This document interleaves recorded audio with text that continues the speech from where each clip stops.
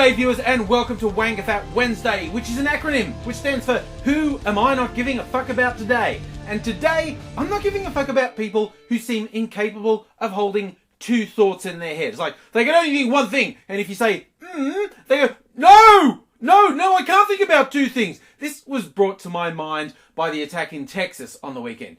You know, the one where a couple of arseholes using their religion as an excuse got their guns and said, I'm going to go shoot at some other arseholes who are having an arsehole convention using free speech as their justification for being arseholes. And somehow that was supposed to make things better. Now, of course, the pricks who said, oh, you're insulting Islam with your deliberately insult Islam competition, so I'm going to shoot at you. Obviously, those people are fucking idiots, and there's no excuse for that whatsoever.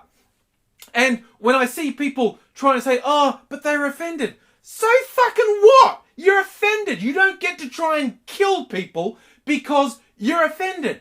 But on the other side of the coin, the people who go, free speech always and is always good. Well, I actually defend the right of the anti-Muslim bigots who had their deliberately inflammatory let's draw the profit competition. But I also know, well, they're actually obnoxious, horrible, bigoted shitbags. Oh, but you're defending the shooters. No, the shooters were complete arseholes. But you said they wouldn't let have free speech. No, they can have free speech. But you know what I can hold in my head? Two things at once. One, anyone who uses violence to attack someone for something as trivial as I'm offended is an arsehole. Also, people who go, oh, free speech means I can be a bigoted sack of shit, also an arsehole. They're on complete other sides, but you know what? I can hold both those thoughts in my head at the same time.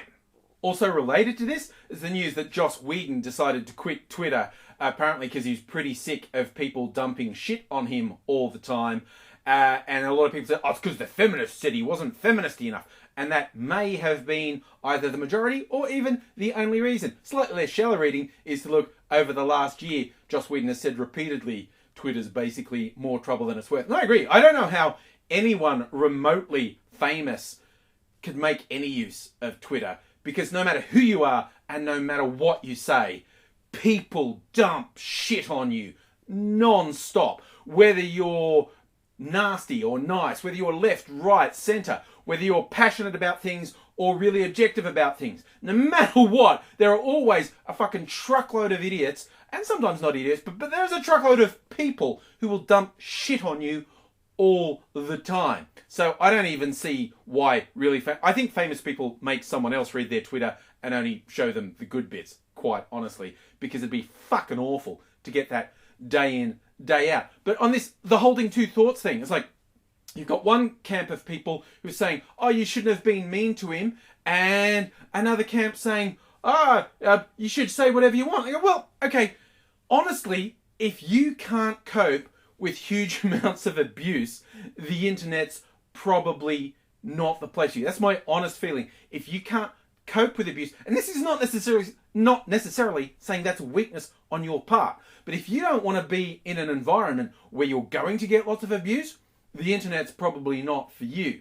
But at the same time, I think the people, particularly people who go on really vitriolic hate and violence inspiring rants at people, they should be answerable for that. I'm not saying that is what happened in Joss Whedon's case, but there are lots of other cases where people go, what? Why am I being held responsible just because I threatened violence, and I found their home address and published it and told people to go out and kill them? Why should I suffer any consequences for that? See, two things. Capable of holding my head. It's like, yeah, you know what?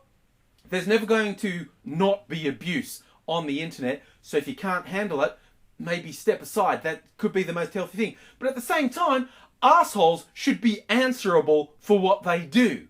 See, this is the struggle that I have in the world. Even with people who disagree with me quite strongly on things, if it can be a conversation, I actually enjoy that. And I've had so many dickheads over the years, I'm able to pick really quickly when someone is going to have a conversation and when they're just going to be arseholes, and then cut, block, go away. And I do not back away from that for a second. That's my way of dealing with abuse on the internet. If I don't think you're worth it, if I think you're boring, stupid, or a waste of my time, it'll be block, delete, by, because that's how I maintain my sanity. So yeah, holding two different thoughts in your head at the same time doesn't have to be contradictory. It's something intelligent people do. And if you're incapable of doing that, don't waste my time, because I don't give a fuck about you.